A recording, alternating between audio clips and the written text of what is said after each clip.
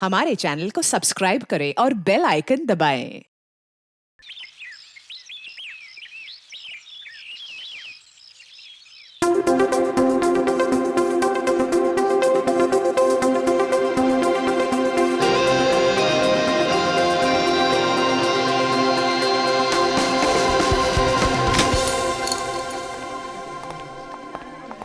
चलिए फिनिश्ड आपका कॉन्सेप्ट।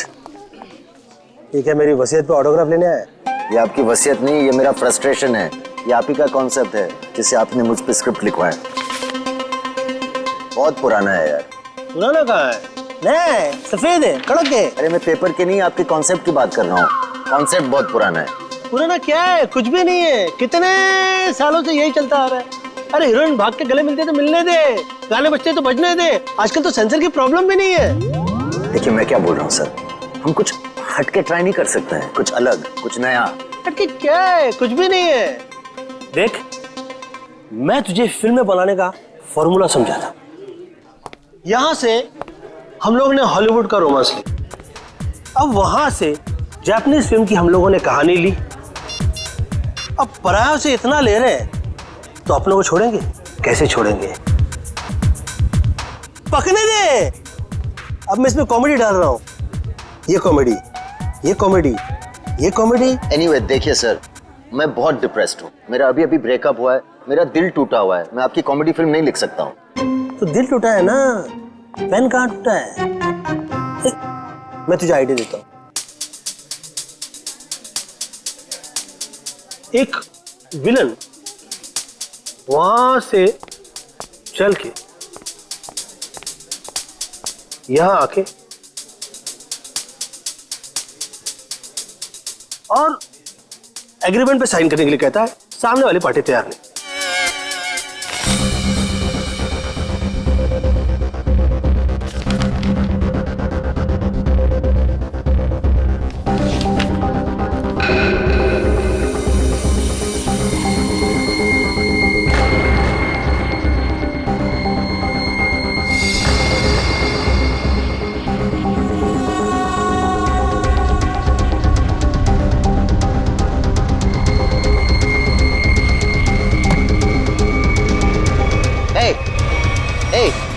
क्या डाला तुमने उसके ग्लास में?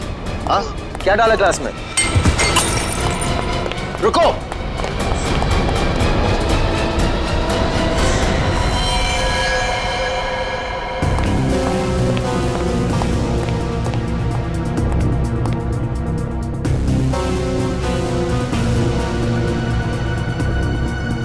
ये तो उस आदमी ने इसे मारा है। मैंने अपने आंखों से देखा। उसने इसके ग्लास में जहर डाला था। तो क्या करे? निकले? ऐसी सिचुएशन में सब एक ही काम करते हैं, सीआईडी को बुलाते हैं।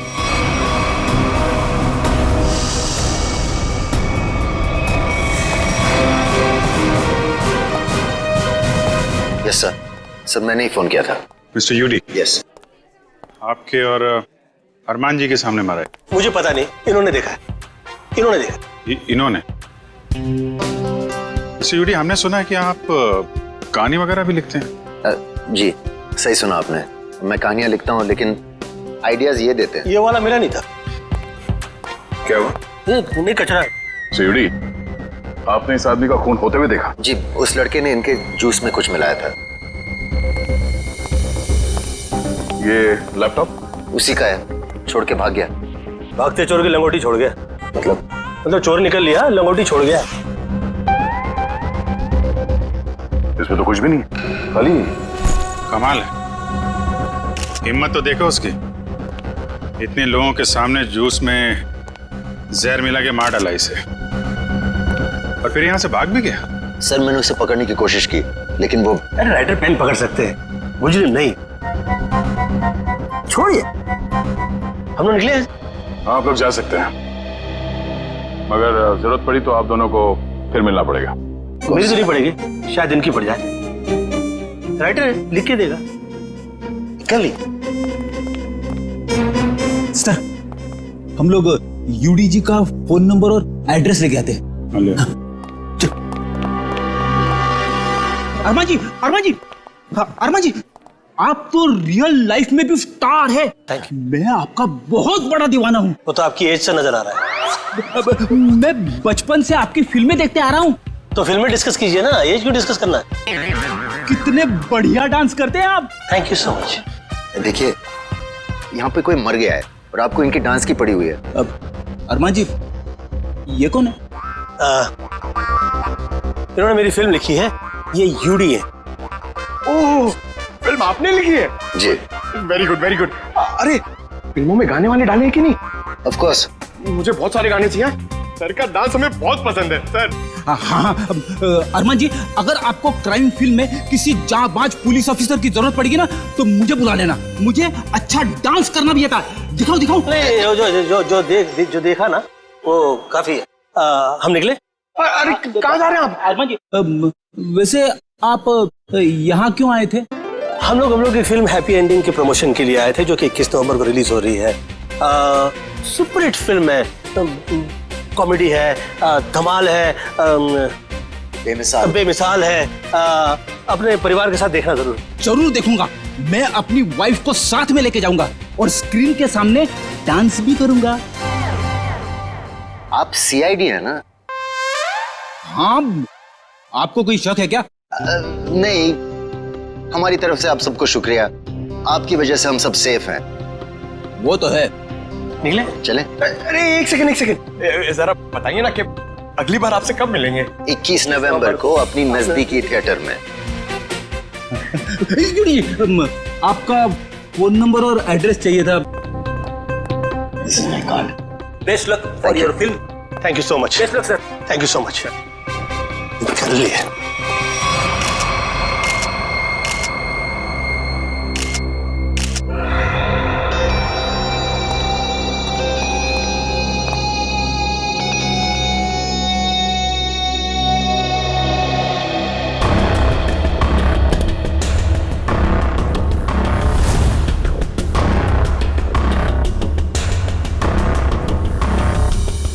Parking ticket.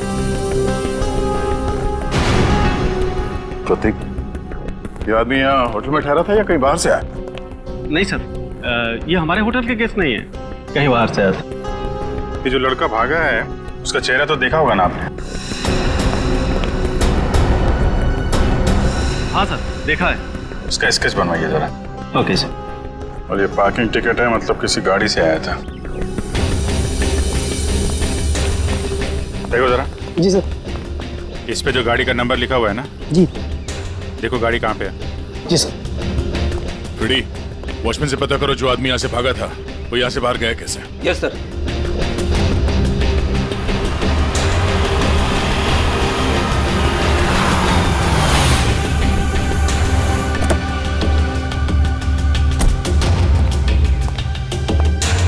मिस्टर प्रतीक को तुम लाए थे? जी सर। कहाँ से आया था वो? होटल क्राउन रूट से। खार में है साहब, वो कहीं बाहर से आकर वहाँ रुके थे। सर, वॉचमैन ने बताया कि वो लड़का आया तो स्कूटर से था, मगर जाते समय बाउंड्री वॉल कूद के भाग गया।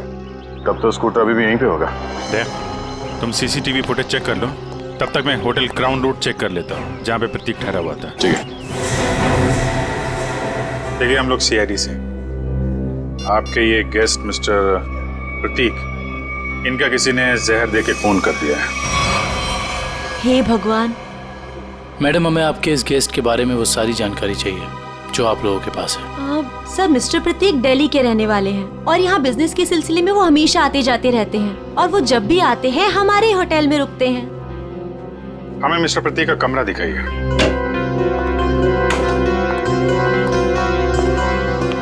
कमरा चेक कर लो जरा।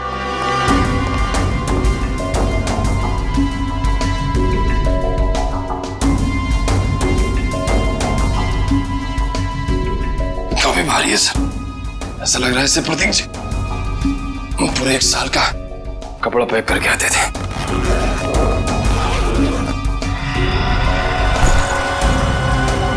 बैग तो खाली है।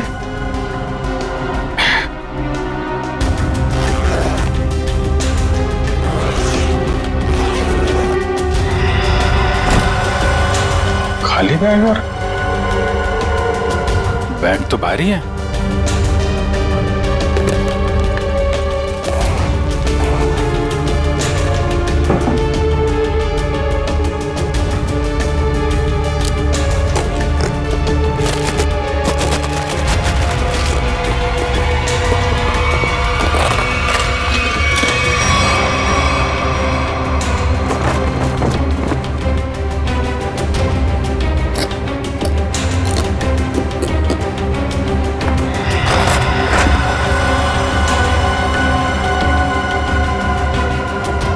बैग में पैसे छुपा के रखा है। ये प्रतीक आदमी तो गड़बड़ है। कौन कौन आता था इससे मिलने के लिए? एक लड़की इनसे हमेशा मिलने के लिए आती थी और ये दोनों घंटों बैठकर बातें किया करते थे। प्रतीक जीतू से डांटा भी करते थे और वो लड़की कल भी इनसे मिलने के लिए आई थी। कौन है वो लड़की? सर, अवंतिका। अवंतिका?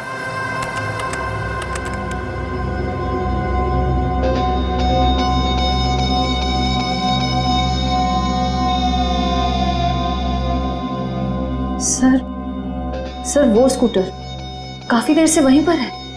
हाँ श्रेया, ये स्कूटर खूनी का हो सकता है। बजा, जरा इस फुटेज को और पीछे से प्ले करना।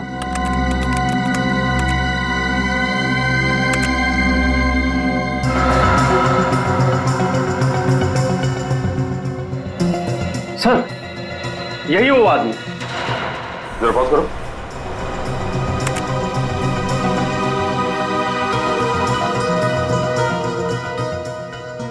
सर, ये तो वही आदमी है।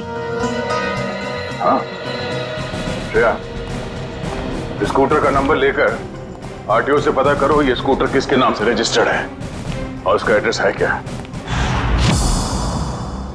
तो आप दोनों साथ में रहते हो और वो यहाँ काम करता है? यस सर, यही काम करता है Ketan. Hello sir, welcome. Ma'am, हम लोग सीआईडी से और एक जांच के सिलसिले में यहाँ आए हैं। ये आदमी केतन यहाँ पे वेटर है ना? हाँ सर, ये तो केतन ही है। इस केतन ने एक आदमी को जहर देके मार डाला और अब फरार है। इसी की तलाश में हम लोग यहाँ पर आए हैं। लेकिन सर, ये तो काम छोड़कर जा चुका है यहाँ से। पर केतन किसी का खून नहीं कर सकता। एक मिनट, वो कुछ दिन पहले काम छोड़ चुका है? हाँ मैम, ये एक दिन ड्यूटी के बीच में से ही चला गया था और फिर लौटकर आज तक नहीं आया। कहाँ चला गया वो? सर, एक लड़की थी, मतलब शायद है, उसके साथ गया था वो। कौन लड़की? सर, एक कस्टमर थी हमारी। करीब 1 महीने पहले से उसने हमारे कॉफी शॉप में आना शुरू किया था। वो रोज आती थी।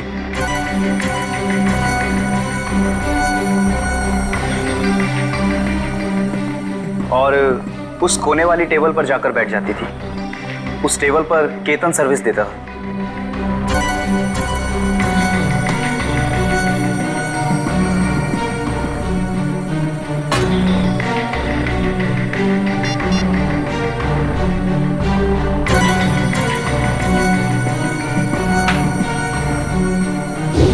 सर, केतन ने उसका नाम भी बताया था हमको। क्या नाम बताया था लड़की का? सर, अवंतिका। अवंतिका? श्रेया, यही नाम था ना उस लड़की का भी जो 1-2 दिन पहले प्रतीक से मिली थी? हाँ सर। फिर क्या हुआ? लेकिन अजीब बात यह थी कि वो लड़की एक दिन आदमी से मिलती थी और दूसरे दिन एक औरत से। दोनों से अलग अलग घंटों बातें करती थी, मगर कभी भी दोनों से एक साथ नहीं मिली वो। उन तीनों ने अचानक ही आना बंद कर दिया। अवंतिका की राह देखते देखते केतन निराश हो गया। किसी काम में उसका मन ही नहीं लगता। Ketan, what's wrong with you? तुम्हें हो क्या गया अचानक? तुम ना ही तो पहले की तरह सर्विस देते हो और ना ही ऑर्डर ठीक से लेते हो। और तो और तुम उस टेबल पर लोगों को बैठने से मना क्यों करते हो? Sorry ma'am. देखो, सॉरी वॉरी यहाँ नहीं चलेगा। तुम्हें काम करना है तो ठीक से करो, वरना छुट्टी लो।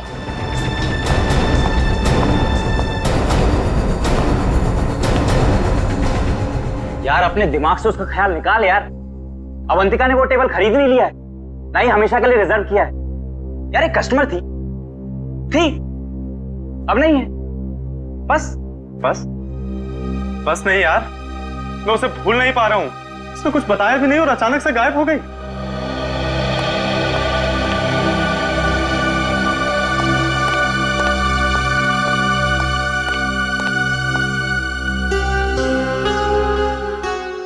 और सर, तभी कैफे के बाहर कोई आया और केतन उसे देख के तुरंत बाहर चला गया। क्या हालत क्या बना रखी है तुमने? शायद वो अवंतिका ही थी, शॉल से अपना चेहरा छुपाए हुए। और केतन सब कुछ छोड़कर उसके पीछे भाग गया। अच्छा, उस आदमी और औरत के बारे में आप लोग कुछ बता सकते हैं जो अवंतिका से मिलने आते थे? नहीं सर, उनके बारे में हम कुछ नहीं जानते। देखिए, हमें इस कॉफी शॉप के अंदर की बाहर की सारी सीसीटीवी फुटेज चाहिए जब से अवंतिका यहाँ आती थी। श्योर मैम, मैं अरेंज करवाती हूँ।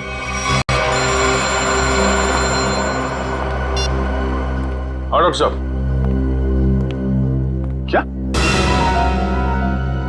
क्या बात कर रहे हैं सर आप? पर ऐसे कैसे हो सकता है? ठीक है सर, मैं एसीपी साहब से बात करता हूं।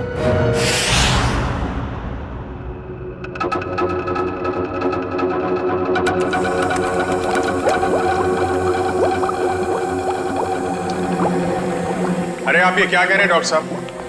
हमारी जांच गलत दिशा में चल रही है। बिल्कुल गलत दिशा में चल रही है। आप लोगों का मानना है कि प्रतीक ने जूस पिया और मर गया। हाँ? वेल, जो देखा गया और जो सुना गया वो पूरा सच नहीं है। प्रतीक ने जो जूस पिया था उसका केमिकल टेस्ट करने के बाद हमें यह पता चला कि उसमें कोई जहर नहीं था, बल्कि एक ड्रग था। ड्रग? हाँ, लेकिन प्रतीक ने जूस पिया और जूस पीते ही मर गया ना वो। यही तो सबसे ज्यादा चौंकाने वाली बात है अभिजीत। इस ड्रग की वजह से किसी इंसान को कुछ वक्त के लिए पैरालिसिस तो हो सकता है, उसे लकवा तो मार सकता है, लेकिन कोई मर नहीं सकता है। तो फिर इसकी मौत हुई कैसे? अभिजीत, प्रतीक का खून प्रतीक के खून नहीं किया। लो, फिर शुरू हो गए पहली पे पहली। अरे साफ साफ बताइए ना सर। साफ साफ बताता हूं, आओ मेरे साथ, आओ।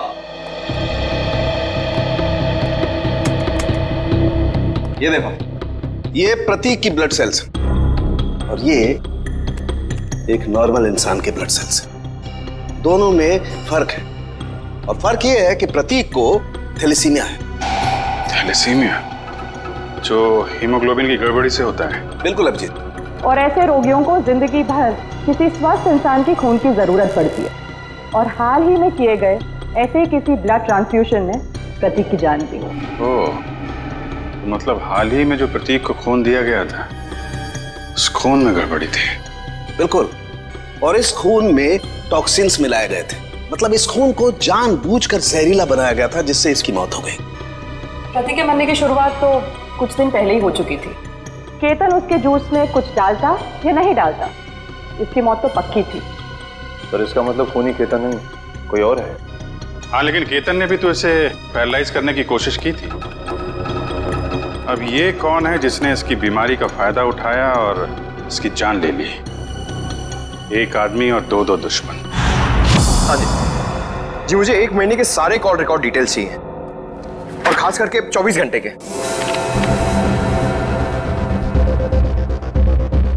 केतन का फोन आखिरी बार जामवार में ट्रेस हुआ था सर। जामवार? तो ये केतन मुंबई से बाहर निकल चुका है? हाँ सर, और सर उसके कॉल रिकॉर्ड्स। सर ये देखिए, सबसे पहले उसने अपने कॉफी शॉप वाले दोस्त ऋषभ को फोन किया, उसके बाद अवंतिका को, मगर अवंतिका का फोन ऑफ आ रहा था। और फिर सर उसने महाराष्ट्र के जामवार में किसी मनन को फोन किया। मनन? अभिजीत, मतलब इस केतन को जामवार से उठाना पड़ेगा, वही बताएगा अवंतिका कहाँ छुप कर बैठी है, और फिर ये भी पता लगाना चाहिए इन दोनों का क्या संबंध है उस कॉफी शॉप वाले औरत और आदमी के साथ। सर, अवंतिका का तो पता नहीं, लेकिन हम उस आदमी और उस औरत तक पहुंच सकते हैं जिनसे वो कॉफी शॉप में अलग अलग मिलती थी। ये देखिए सर।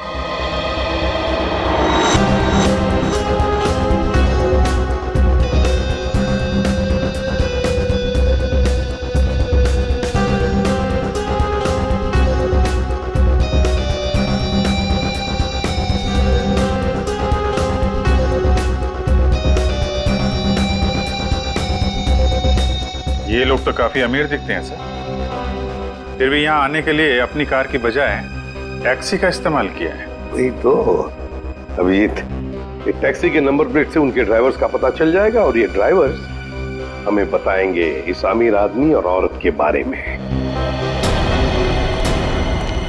क्या गलती की साहब, मुझे क्यों बुलाया है? देखो, तुम लोगों से कोई गलती वलती नहीं हुई, कोई भी गलती नहीं हुई, बस हम सिर्फ कुछ जानना चाहते हैं। ये देखो, ये औरत और ये आदमी क्या इन लोगों को तुमने कभी देखा है? तुम जानते हो इन्हें? ये दोनों भी पिछले महीने कुछ दिनों तक ग्रैंड मोटर्स होटल में आते जाते रहते थे। ये आदमी, इसे तो मैं जानता हूँ।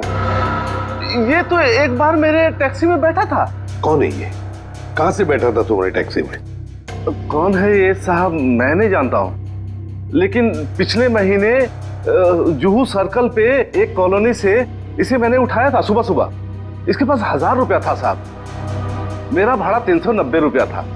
मैंने इसे 600 रुपया वापस कर दिया, लेकिन ये 20 मिनट तक 10 रुपए के लिए बकबक करता रहा। फिर बाद में मैंने साहब इससे 10 रुपया लेके उसको दिया था। हाँ सर, याद है। अभी तक इसने 10 रुपए दिए भी नहीं मुझे। कुछ बता सकते हो ये रूम में कहाँ रहता है? ये तो मालूम नहीं है साहब, लेकिन जाते जाते इसने कहा था कि मेरा तो इधर रोज का आना जाना है। अगर ऐसे ही मैं 10-10 रुपए डेली छोड़ता जाऊं तो महीने का 300 रुपया हो जाएगा। पैसे वाला आदमी था साहब, लेकिन 10 रुपया के लिए बहुत चिक किया साहब, बहुत चिक किया एकदम। ठीक है, चलो हमारे साथ।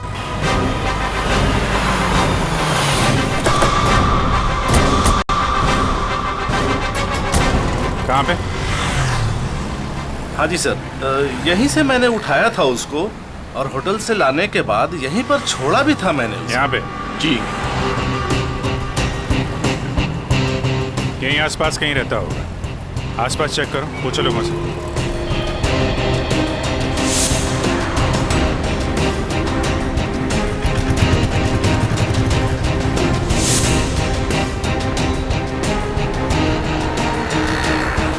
अरे भाई साहब, जरा देखना इस आदमी को पहचानते हैं क्या आप? अरे साहब, अभी हमें 5 गाड़ियां और धोना है, मेरे पास बिल्कुल टाइम नहीं है। अरे यार, थोड़ा टाइम निकालो ना काम से, लोगों की मदद भी क्या करो भाई।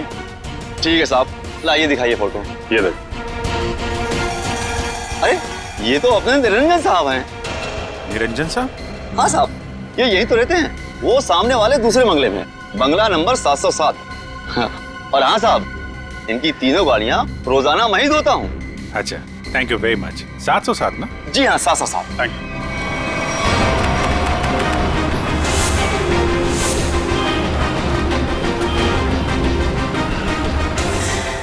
मेरे पतिदेव मुझे बीच मांझधार में छोड़ के चले गए। आखिरी बार भी उनको देखना मेरे नसीब में नहीं रहा। श्रुति जी, आपके साथ जो कुछ भी हुआ बहुत बुरा हुआ, इस बात का दुख है हमें, लेकिन आपसे कुछ जानकारी चाहिए थी। जी पूछिए। प्रीति जी, हमें आपके पति के सूटकेस में छुपा कर रखे गए 15 लाख रुपए मिले हैं। आपको कुछ पता है इन पैसों के बारे में? उन्होंने ये पैसे क्यों छुपा के रखे हैं? मुझे कुछ नहीं पता। ठीक है, कोई बात नहीं, हम पता लगा लेंगे। क्या हम उनका कमरा देख सकते हैं? जी उधर। अच्छा। तो श्रुति जी, आप इन दोनों में से किसी को पहचानती हैं? जी नहीं।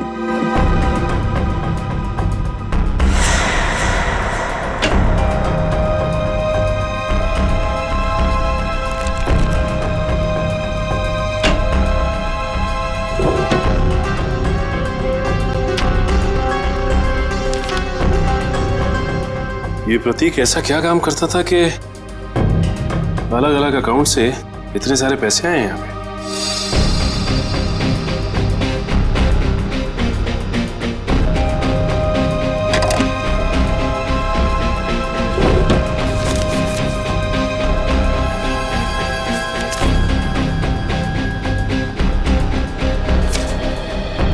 सीढ़ी।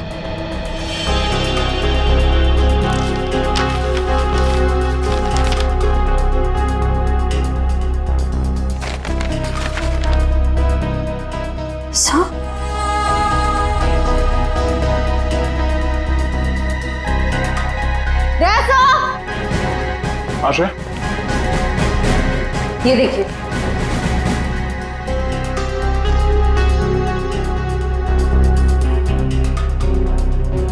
बच्चों की तस्वीरें, पैसों के आंकड़े। प्रतीक करता क्या था? सचिन एक काम करो, ये सब मुंबई भेज दो ब्यूरो में। श्रुति जी, आपसे एक और सवाल करनी थी। क्या आपको ये बात मालूम थी कि आपके पति को थैलेसीमिया नाम की बीमारी थी? जी हाँ। और इस बीमारी के पेशेंट को कुछ दिनों में अपना खून बदलना पड़ता है। तो आखिरी बार आपके पति ने कौन से हॉस्पिटल में अपना खून बदला था? यही दिल्ली में सिटी हॉस्पिटल। ओह, सिटी हॉस्पिटल। मिस्टर निरंजन, आप ये पूछें कि हम लोग कौन हैं और यहाँ किस लिए आए हैं, तो आपको बता दें कि हम लोग सीआईडी से हैं और आपसे कुछ पूछताछ करने आए हैं। सीआईडी? लेकिन मुझसे क्या जाना है आपको? कौन है निरंजन? विशाखा, ये लोग सीआईडी से हैं और लगता है हमारे बारे में काफी कुछ जानते हैं। जी हाँ, और अब ये जानना चाहते हैं कि ग्रैंड मोटर्स के कॉफी शॉप में आप दोनों अवंतिका से मिलने अलग अलग जाते थे और यहाँ एक साथ दिख रहे हैं, क्या मज रहा है? माफ कीजिएगा सर, लेकिन हम बाहर किसी से अलग अलग मिल लिए तो उसमें ऐसा कौन सा पहाड़ टूट गया कि सीआईडी हमारे घर तक पहुंच गई? किसी से नहीं, अवंतिका से। हमें शक है कि दिल्ली के एक बिजनेसमैन मिस्टर प्रतीक के खून में उसका हाथ है। नहीं नहीं, अवंतिका कभी ऐसा नहीं कर सकती। बहुत विश्वास है आपको अवंतिका पे? आखिर वो हमारी बेटी है। आप दोनों पति पत्नी हैं? जी, वो दरअसल मेरी और निरंजन की अनबन होने के बाद हम दोनों अलग रहने लगे थे, तो अवंतिका हमें साथ लाने के लिए ही कॉफी शॉप में लेके आती थी। अभी कहाँ है अवंतिका? जी, वो घर पर ही है, लेकिन आप लोगों की कुछ मदद नहीं कर सकती। हमें अवंतिका से मिलना है। आइए।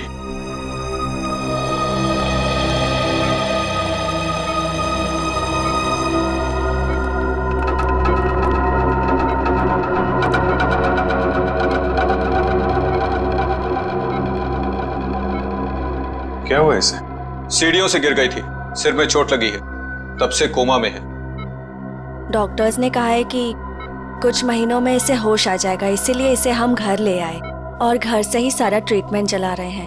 नर्स मिशा इसकी देखभाल के लिए पूरे दिन घर पर ही रहती है। मिशा, कैसी हालत है अवंतिका की? सर, अभी तो कुछ कह ही नहीं सकते कि इन्हें कब होश आएगा। अब तो अवंतिका में सिर्फ जान बची है, मगर शरीर और दिमाग पूरी तरह नाकाम है। अब इस केतन को ढूंढना ही पड़ेगा।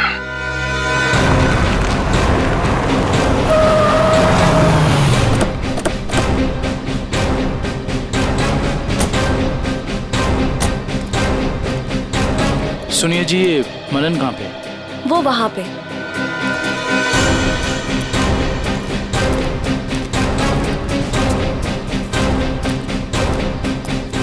ये मनन।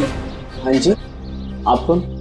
जरा केतन को बुलाओ, उससे मिलना है। कौन केतन? यहाँ कोई केतन नहीं रहता। देखो, केतन ने तुम्हें आखिरी फोन किया था, इसलिए तुम्हारे तक पहुंचे।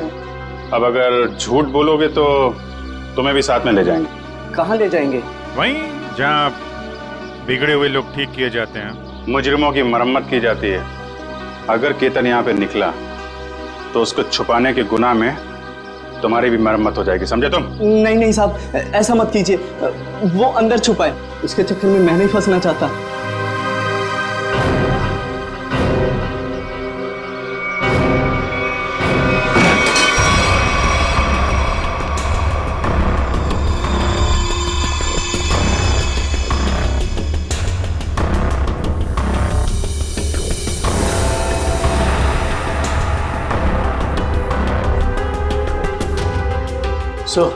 यहाँ तो सब बंद है, यहाँ से भागना तो नामुमकिन है।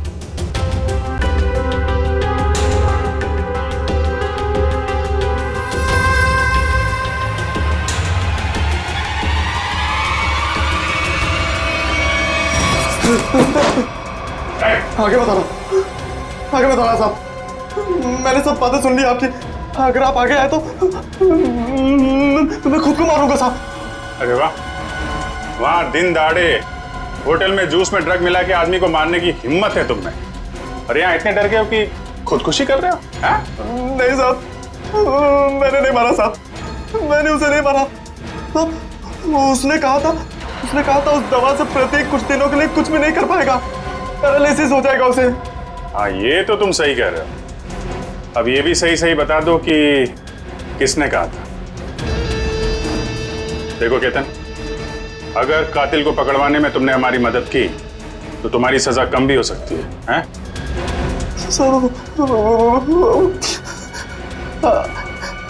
अवंतिका ने कहा था साहब। ठीक है, पहले अपना ये चाकू दो। लाओ चाकू दो।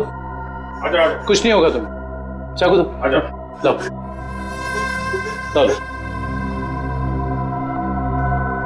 अब आजा।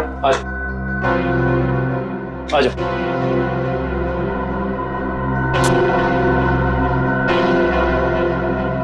तो अवंतिका ने कहा और तुमने कर दिया। एक लड़की के प्यार में इतने अंधे हो गए थे।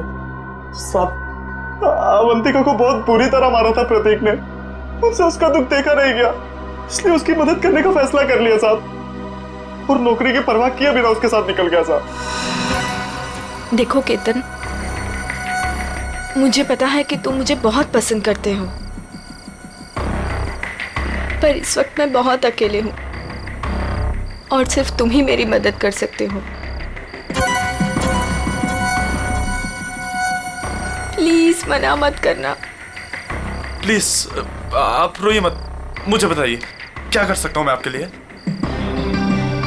एक आदमी है प्रतीक, मुझे उसके चंगुल से बचा लो, वरना तुम इस अवंतिका को हमेशा के लिए खो दोगे। मैं आपको कुछ नहीं होने दूंगा। ये रहे मेरे पापा के जायदाद के कागजात, इसे प्रतीक को दे देना, और इसे भी। से प्रतीक जूस पीते नीचे गिर पड़ा तो मुझे लगा अवंतिका ने मेरे हाथों से जहर दिलवाकर मरवा दिया साहब। मैं डर गया साहब, मैं डर के वहां से भाग गया साहब। उसके बाद अवंतिका ने कभी मेरा फोन नहीं उठाया साहब, नहीं मुझे कभी फोन किया। अवंतिका ने धोखा दिया साहब मुझे।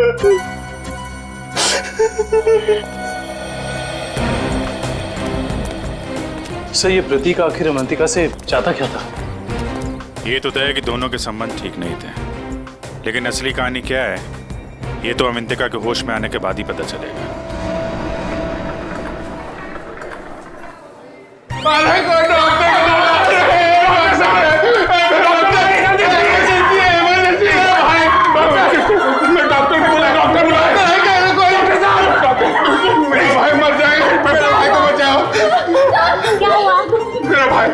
वो प्रतीक भैया वो मर जाएंगे, उसे बचा लीजिए, डॉक्टर को बुलाइए प्लीज प्लीज। मेरा भाई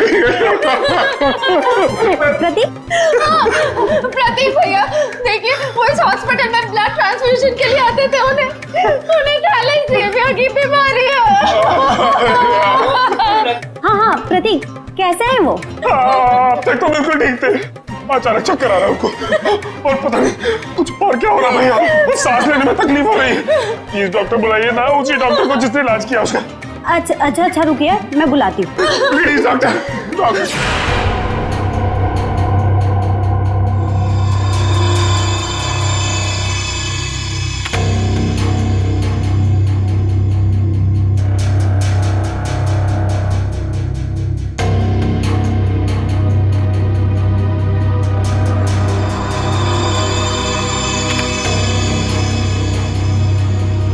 प्रतीक ने इन बच्चों की फोटो काफी संभाल के रखी थी। सर, प्रतीक ने ऐसा किया क्यों होगा? कुछ तो खास है इन बच्चों में, वरना इतने सारे बच्चों की फोटो हैं, छुपा के नहीं रखता वो। सर, वो पेशेंट प्रतीक, उसके रिश्तेदार आए हैं, उसकी तबीयत खराब है, वो आपसे फिर से इलाज कराना चाहते हैं। सर, इन सारे बच्चों के बारे में बहुत ही खास बात पता चली है। वो क्या? सर, ये सारे बच्चे 1997 और 2001 के बीच गायब हो गए थे।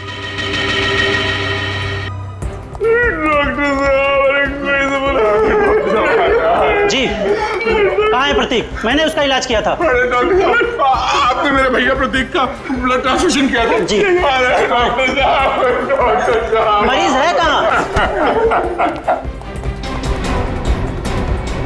तूने मारा प्रतीक को, हाँ?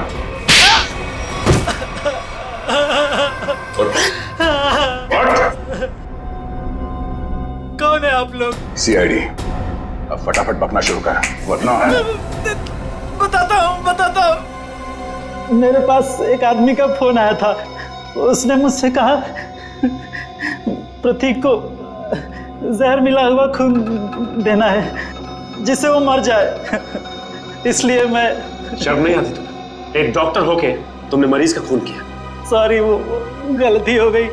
उस आदमी ने कहा था कि मिशा नाम की औरत आएगी और इस काम के बदले अच्छा खासा रकम देगी, तो मैं लालच में आ गया।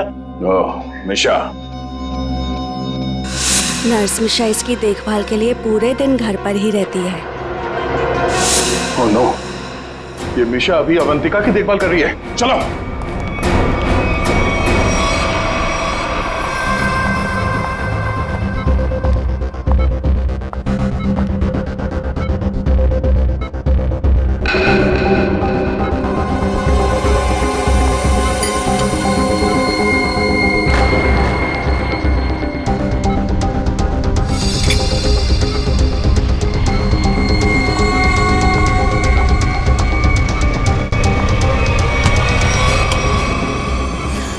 तो ये है तुम्हारा असली रूप। एक ऐसी लड़की को मारना चाहती हो जो बेचारी कोमा में है। ये क्या कह रहे हैं आप? मैं तो बस विटामिन का इंजेक्शन दे रही थी। विटामिन का इंजेक्शन है? आप भी काफी कमजोर दिख रही हैं। इनको लगा दो विटामिन का इंजेक्शन। निखिल जरा हेल्प करो। हाथ पकड़ो जरा। चल हाथ दे। नहीं नहीं, मुझे इंजेक्शन मत दो। नहीं, छोड़ो। विटामिन का एक नहीं नहीं, इसमें जहर है। छोड़ो मुझे, जहर है इसमें। सीआईडी इतनी रात को मेरे घर में? अरे ये देखिए ना, ये मिशा आपकी बेटी अवंतिका को जहर का इंजेक्शन लगा के मारना चाहती है।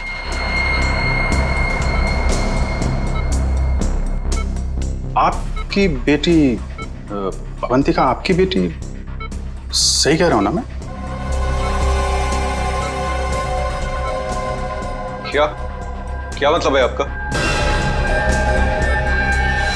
Thank you very much sir. ये तो कंफर्म हो गया। प्रतीक के घर से मिले डीवीडी में जो अमीर लोगों के नाम मिले थे वो खोए हुए बच्चों के पेरेंट्स ही हैं सर। और ये जो नाम के आगे करोड़ों के आंकड़े लिखे हैं ये उनकी संपत्ति के डिटेल्स हैं। तो फिर अभिजीत, ये प्रतीक इस लिस्ट को लेकर क्या कर रहा है? पूरी काम करो, पेरेंट्स की लिस्ट में से किसी भी एक पेरेंट को फोन लगा अभी। सर।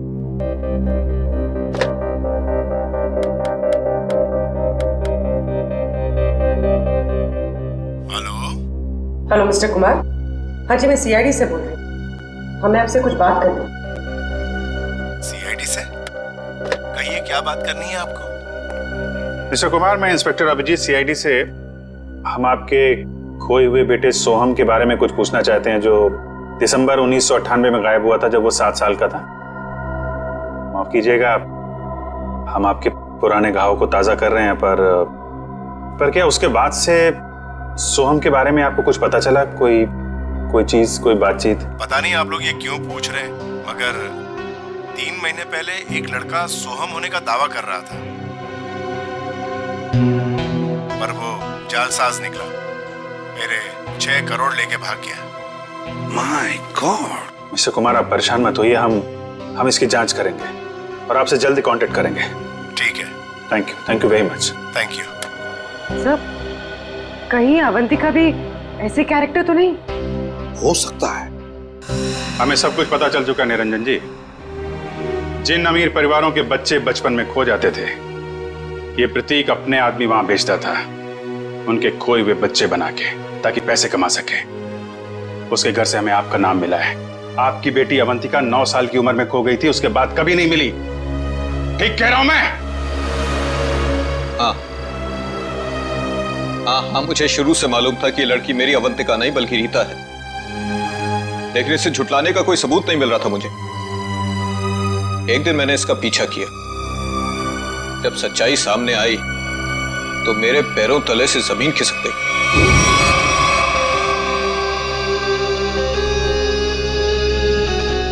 पागल हो गई हो तुम? अरे ये हमारा बिजनेस है रीता।